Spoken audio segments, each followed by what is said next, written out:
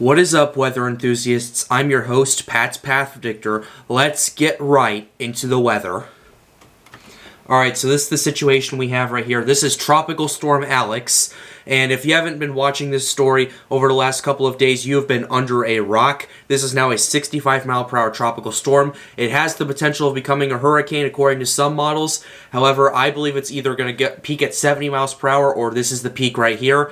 So let's go ahead and look at the cone first of all. This is the cone right here. This is of 8 p.m. Eastern Time Sunday. By the time this video goes out, this is probably going to be a little bit different, but nevertheless, this is as of, at the time of recording. The tropical storm force winds extend 210 miles from the center, and most of it's in the eastern side, but some of it's kind of filled in on the western side as well. It is expected to remain a tropical storm until sometime on Monday or Tuesday, and then it's going to become post-tropical. In the Atlantic Ocean, there is currently a tropical storm warning issued for parts of Bermuda, so if you're in Bermuda, you should be preparing for this. You should be preparing for some rain and some pretty powerful wind. Let's go ahead and take a look at the latest advisory right here. At 8 p.m. Eastern Daylight Time, the center of Tropical Storm Alex was located near latitude 31.9 degrees north and longitude 70.3 west. It is moving east at 26 miles per hour. This thing is trucking along at a fast rate right now. A fast motion to the east-northeast is expected through Monday, followed by an eastward motion at a slower forward speed on Tuesday. On the forecast track, the center of the tropical storm is expected to pass near or just north of Bermuda on Monday. Maximum sustained winds are near 65 miles per hour with higher gusts. Little chance of strengthening is expected through tonight. It could get up to 70, but I think that's the absolute peak it could get up to. After that, Alex is forecast to weaken, and the system is expected to become an extratropical low by Tuesday. The tropical storm force winds, extend 205 miles from the center. 210 is close enough right there. And the minimum central pressure is 988 millibars right there, which that is, like, if this thing was a little bit more compact basically if the stuff was the conditions rather, was a bit better, this thing could have been a hurricane. This thing has a pressure equivalent to a Category 1 hurricane, but it is also pretty large as well. So that also explains it quite a bit. Let's go ahead and take a look at the intensity graph right here. This is where we are right now.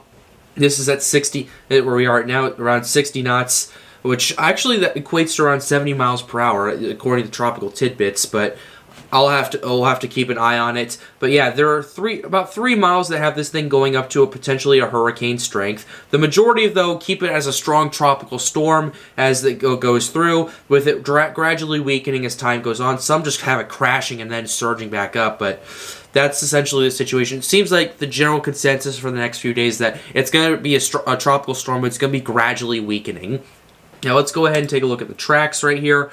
This is the tracks. It's expected to keep its northeastward to eastward motion as it moves through. It's expected to become extratropical, and odds are it's either going to dissipate or it's going to slightly hold together as it approaches Europe, potentially Ireland right there. We'll have to keep an eye on it as the situation progresses. Let's go ahead and take a look at our shear profiles right here. The shear is actually calmed down quite a bit where Alex is situated right now.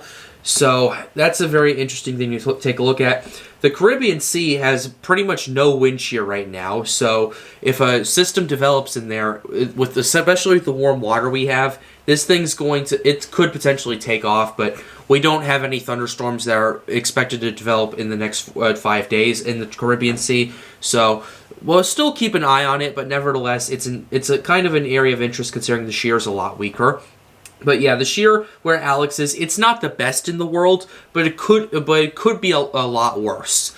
Just to say that, there's really no shear going on in the Caribbean. Once again, the global sea temperatures, they have been rising actually.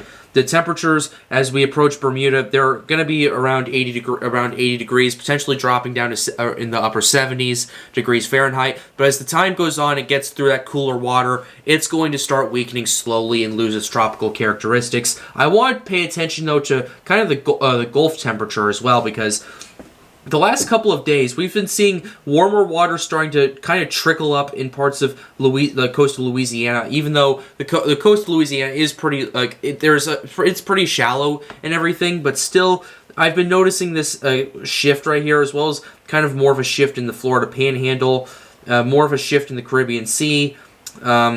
Yeah, it's looking like it's going to be a pretty big hurricane season from the looks of it, but only time will tell when it comes to that. That's going to wrap up this video for today. I hope you enjoyed it. Be sure to leave a like and subscribe to the channel if you are new. We are closing in on 700 subscribers, so be sure to hit that subscribe button and turn on those notifications for more videos. But with that being said, guys, have a wonderful day. Stay safe.